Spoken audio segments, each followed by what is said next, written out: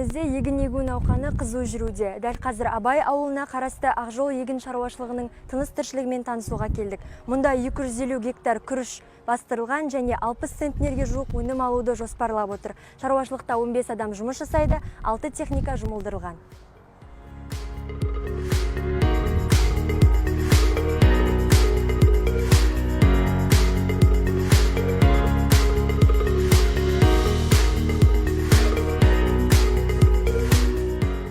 Ақжол шаруашылығы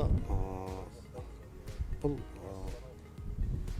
97 жылы құрылған.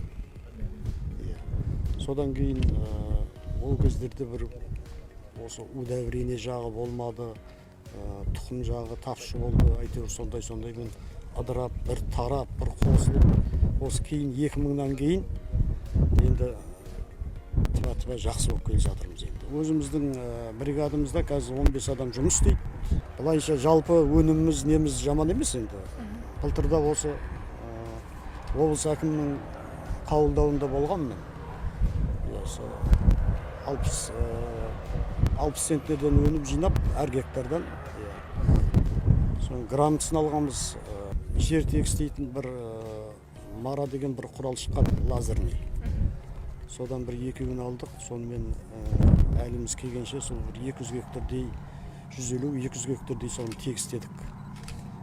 Ол судың, суға эконом бір жағы, жердің тегістігі.